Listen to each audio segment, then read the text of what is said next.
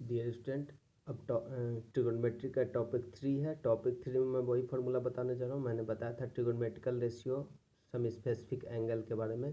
तो वो 6 रेशियो का 0 degree, 30 degree, 45 degree, 60 degree, 90 degree पे sine cos tan cot sec cosec का अलग अलग फॉर्म रहेगा। तो उसको हम लोग किस तरह से फार्मूला में याद करेंगे। आपने रट्टा मारने की विधि बताई थी कि साइन एक याद रखना है, बाकी 5 को याद हो जाएगा। अब इसी को दूसरे मेथड से, मान लो कि वो मेथड भूल गए, ये वाला मेथड ये मैंने बताया था और ये मान लीजिए कि अब भूल गए, तो फिर दूसरा मेथड दूसरा तरीका से याद कर सकते हैं। इसमें क्या करना है, साइन लिख देना है 0, 30 डिग्री, 45 डिग्री, 60 डिग्री और 90 डिग्री, इतना लिख देना है।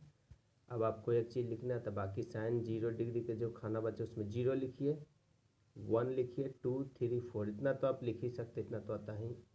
अब कुछ नहीं करना है, सबके नीचे 4 से भाग दे देते, 0/4 और रूट लगा दे, 0/4 रूट अंडर, फिर 1/4, ठीक है, फिर इसका रूट लगा दिया मैंने, क्लियर है। या फिर इसमें भी बटा 4 लिख दिए और रूट लगा दिए, 3/4 लिख दिए और रूट लगा दिए, और 4/4 लिख दिए और रूट लगा दिया मैंने, ठीक। अब सबका वैल्यू देखिए होता जाएगा, 0/0 तो 0 आ जाएगा, यहाँ पे आ जाएगा 0 आ जाएगा। ये कितना आ जाएगा, रूट के बाहर निकले कितना हो जाएगा, 1/2 आ जाएगा। तो साइन 30 डिग्री 1/2 होता है, क्लियर है। और ये तो 2 से 2 कट जाएगा, तो बचेगा 1/√2। साइन 45 डिग्री बराबर 1/√2 होता है, हाँ होता है ना।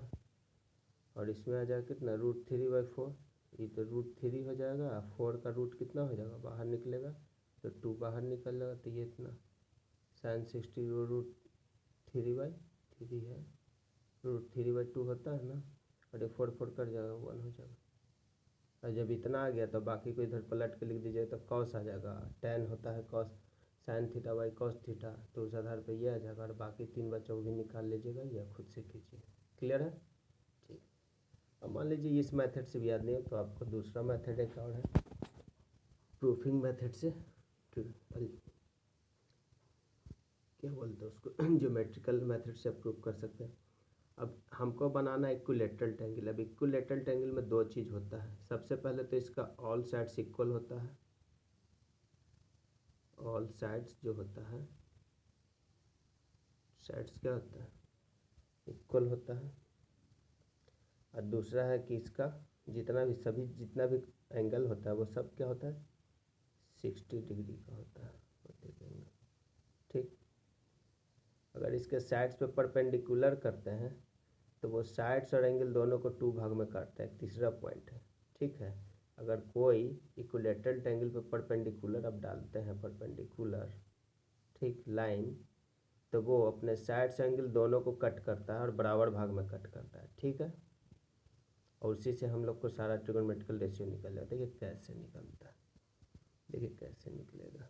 सबसे पहले तो इसमें मान लीजिए कि हम लोग ये साइड ए मान लेते हैं, तो ये भी साइड्स क्या हो जाएगा, ए हो जाएगा, और ये भी साइड्स हो जाएगा ए। इतना तक तो क्लियर है, ठीक है, सब साइड से हो जाएगा। अब यहाँ पे करना क्या है हमको, कि यहाँ से मैंने परपेंडिकुलर डाल दिया, क्योंकि हमको ट्रिगोनोमेट्रिकल रेशियो निकालने के लिए राइट एंगल ट्रायंगल का ज़रूरत द मस्ट है, नहीं रहेगा नहीं निकलेगा। अब ये मैंने कर दिया, तो टोटल एंगल 60 डिग्री था, टोटल एंगल होता है 60 डिग्री। तो ये तो जब परपेंडिकुलर 2 भागों में, तो ये 30 के 2 पार्ट में बट गया, 30 डिग्री, और इधर वाला भी